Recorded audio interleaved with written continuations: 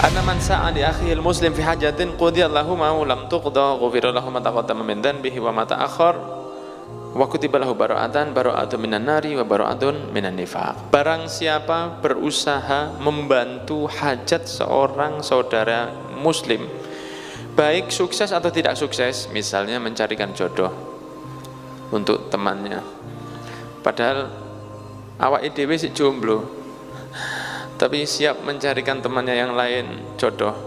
Sukses atau tidak sukses tidak dihitung sukses atau tidaknya oleh Allah, tapi Allah melihat usahanya. Karena Nabi Muhammad bersabda di sini, annahu man sa'a, barang siapa berusaha untuk menyampaikan hajat muslim, saudaranya muslim, sukses atau tidak, maka diampuni seluruh dosanya oleh Allah Subhanahu wa taala dan diselamatkan dari dua hal yang berbahaya, yaitu selamat dari kemunafikan dan selamat dari api neraka. Itu bagi yang mengusahakan memudahkan hajat saudaranya yang muslim, sukses atau tidak sukses. Saking besarnya kasih sayang Allah dumateng tiyang sing purun mikirno koncone sing muslim. Nah, mikiraken koncone durung rabi digolekno, saisone bapak gak sukses bapak wis. Koncone durung duwe pekerjaan dipikirno, ya apa carane? Nah niku koncone ate utang dibantu diusahakno. Koncone ate pacaran dibantu. Tambah oleh dosa nek ngoten. Jenenge nulung aja nulung kanca maksiat. Jadi perlu kita perhatikan diantaranya pemuda ya. Pemuda ini hati-hati. Ada satu kaidah, kalau tidak bisa berhenti bermaksiat, jangan mengajak orang lain. Jadi kalau bisa berhenti maksiat, jangan bermaksiat. Tapi kalau belum bisa bermaksiat, jangan ngajak orang lain. Karena bisa jadi yang kita ajak itu istiqomah terus, padahal kita sudah berhenti. Nah, karena kita yang ngajak teman tadi, maka dosanya sama kita dapatkan karena dulu awal kita yang mengajak teman untuk bermaksiat. Jadi kalau mau maksiat, ya maksiat sendiri saja, jangan ngajak teman.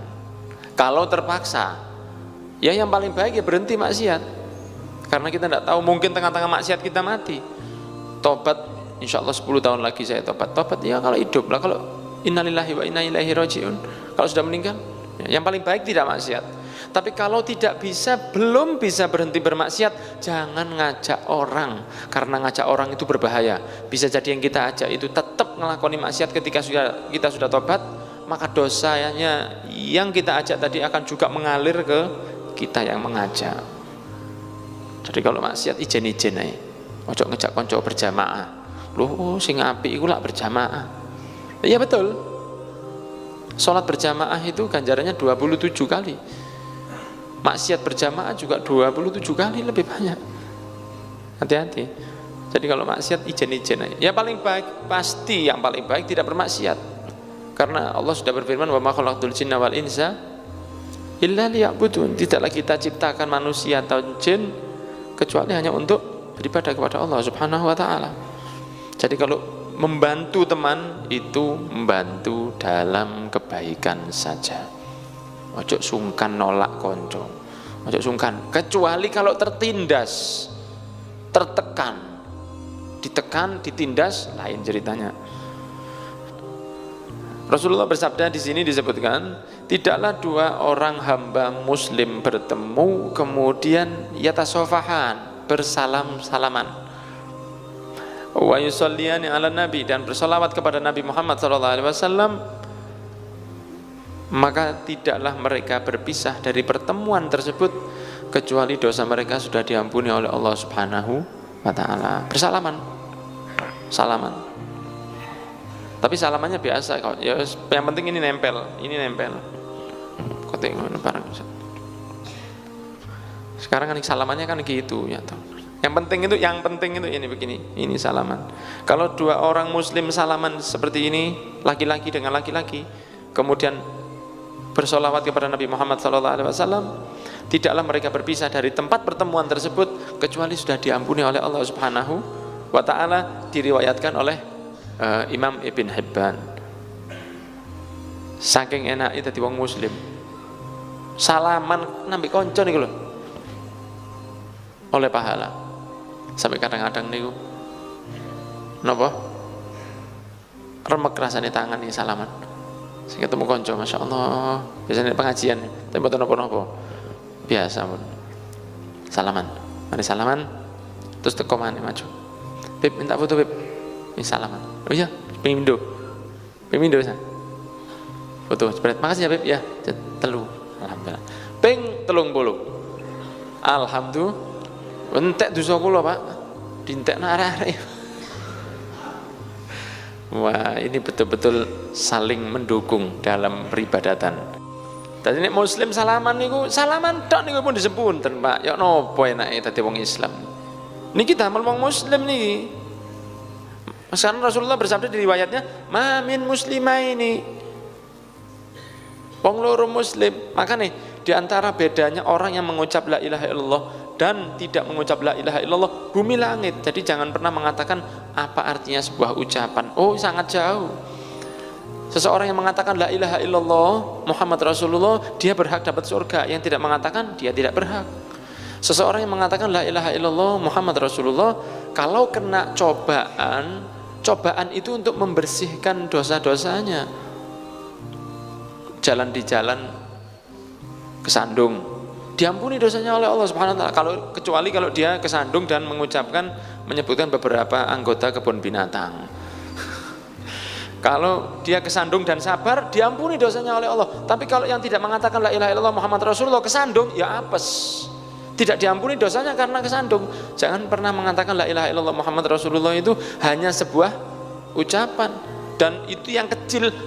Di belakangnya la ilaha illallah Muhammad Rasulullah itu keagungan yang luar biasa. Jadi tidak sama. Seseorang yang mengatakan la ilaha illallah Muhammad Rasulullah, dia sudah dapat tiketnya surga, tinggal menjaga supaya tetap begitu sampai datang ajal. Jadi kalau orang mengatakan la ilaha illallah Muhammad Rasulullah, untung lebih sugih, kaya lebih dari dunia dan isinya kata-kata la ilaha illallah Muhammad Rasulullah sallallahu alaihi wasallam. Lah ini kalau orang non muslim salaman ya tidak diampuni dosanya oleh Allah. Ya salaman sampai legrek, ya gak diampuni. Tapi kalau orang muslim salaman diampuni karena muslimnya tadi. Saking enaknya tadi wong muslim. Jadi kita itu kadang-kadang tidak tahu. Kadang-kadang kita itu tidak tahu. Mungkin kita masuk surga gara-gara salaman itu. Mungkin. Kita tidak tahu. Mungkin kita masuk surga karena hal-hal yang remeh. Ada seorang perempuan yang masuk surga karena nolong anjing. Ada orang masuk surga karena motong pohon yang mengganggu jalan orang. Ada orang yang masuk neraka karena ganggu kucing. Ganggu kucing masuk neraka, padahal ahli puasa, ahli sholat. Jadi kita tidak tahu. Lakukan kebaikan apapun sebisa mungkin walaupun kecil, dan jauhilah maksiat apapun sebisa mungkin walaupun kecil, karena bisa jadi yang kecil itu menjadikan kita masuk surga, juga bisa yang kecil itu nggarai kita semakin dekat dengan neraka. Waliyadzubillah, semoga dijaga oleh Allah Subhanahu wa taala. Terus Kanjeng Nabi Muhammad sallallahu alaihi wasallam di antara nih mendapatkan keutamaan diampuni dosanya cukup dengan mengucap alhamdulillahilladzi razaqani, alhamdulillahilladzi at'amani hadza ta'ama wa razaqanihi min ghairi hauli minni wala quwwah, utawa alhamdulillahirabbil alamin, alhamdulillahilladzi at'amana wa saqana wa ja'alana minal muslimin. Doa setelah makan dengan hamdalah setelah makan niku maka dosane disepuro oleh Allah Subhanahu wa taala. Rasulullah yang bersabda, diriwayatkan oleh Imam Abu Dawud, mengucap hamdalah setelah makan diampuni dosa kecilnya oleh Allah Subhanahu wa taala. Jadi setelah makan, walaupun makan yang ringan, mangan roti mari siji, mangan roti atos siji, selesai hamdalah tidak apa-apa. Hamdalah itu untuk setiap kita selesai makan walaupun ringan. Kalau misalnya makan harus makan nasi sak piring dhisik, ya itu kesuwen. Sak ono sing dipangan itu baik untuk disyukuri. Ibu-ibu jelas nggih, Bu? Jelas. Alhamdulillah. Kemudian ada lagi satu keutamaan karena tua. Bayangno saya enak dadi wong Islam. Karena tua, karena tambah umur, diparingi ampunan oleh Allah Subhanahu wa taala.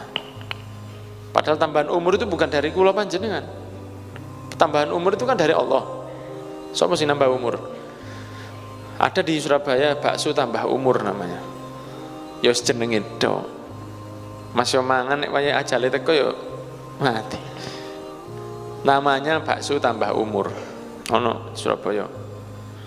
Tapi kalau tambah umur dari mana? Dari Allah Subhanahu wa taala. Mboten saged kula panjenengan sedaya niki tambah umur. Ati nambah ya apa caranya? Walaupun ada kisah beberapa aulia yang diberi tambahan umurnya oleh Allah Subhanahu wa taala. Wonten kathah niku. Kejadian seperti itu banyak sekali. Cuman itu juga pasti dari Allah Subhanahu. Ka ono wong tambah umur niku. Kecuali dari Allah Subhanahu wa taala. Gak iso menungso niki tumbas umur niku mboten saged. Coba iso tuku. Lah didol po sawah-sawah iku cek tambah umur. Tapi kita tidak bisa nambah umur. Yang bisa nambah umur hanya Allah Subhanahu wa taala. Maksud saya setiap saat kita ini kan tergantung dari umur yang diberi oleh Allah. Nek Allah wis mari, ya mari. Ya setiap saat kita ini tergantung kepada Allah. Tergantung karena umur kita dipegang Allah. Mau hidup terus? Iya, apa katanya Allah? Lak ngoten nah. Nek Allah pun bejo pun mari, ya mari. Nek Allah pun bejo sampun cekap, nggih cekap. Ngene apa nggih? Mboten saged yang niku nambah. Maka pasti yang nambah umur itu Allah Subhanahu wa taala. Akan tetapi Rasulullah bersabda, kalau seseorang sampai 40 tahun, di mana dia ditambah oleh Allah umurnya sampai 40 tahun, dihidupkan sampai 40 tahun oleh Allah, maka ada beberapa penyakit yang diberi oleh Allah Subhanahu wa taala. Di sini disebutkan, kalau sampai 50 tahun diringankan dosanya oleh Allah Subhanahu wa taala. Lihat napa ini?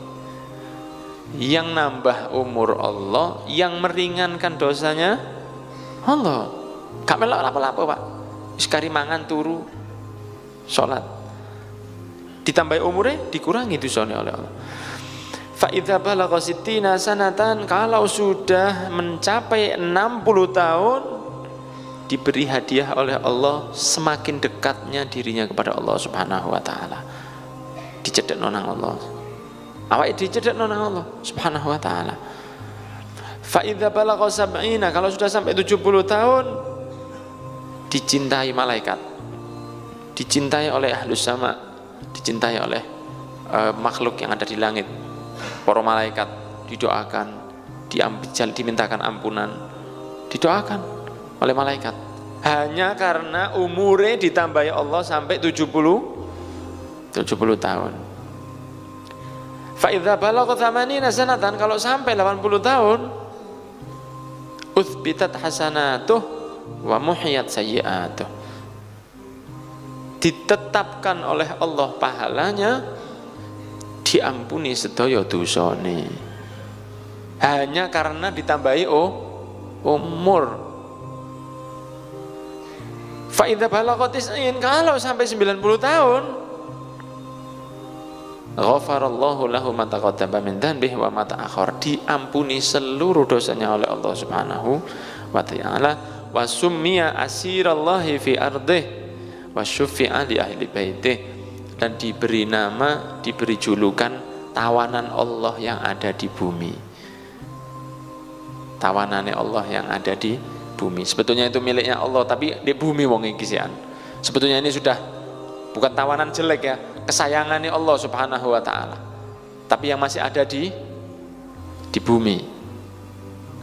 Dan diampuni keluarganya, barokai tiang sing sepuh niki mau sing umur 9 tahun.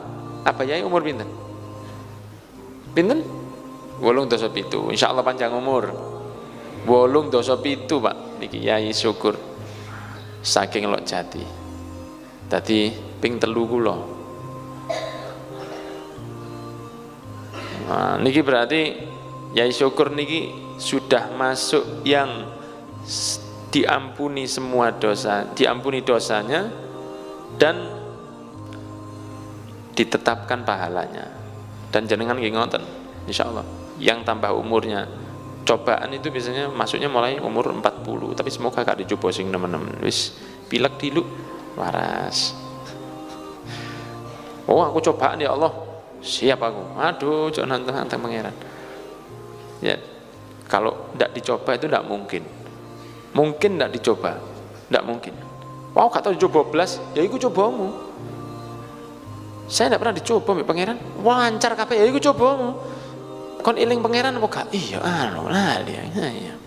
Iku coba berarti. Lancar itu coba. Syukur atau tidak? Ruwet itu coba. Sabar atau tidak? Kapan tidak dicoba? Kalau sudah bisa jawab man rabbuka wa ma dinuka wa ma qiblatuka dan sebagainya, pertanyaannya malaikat munkar nakir sudah bisa jawab, itu baru lepas dari coba. Itu baru lepas dari coba. Tapi kalau sudah man rabbuka, ayo tambah berat cobanya. Wallahu a'lam bishawab.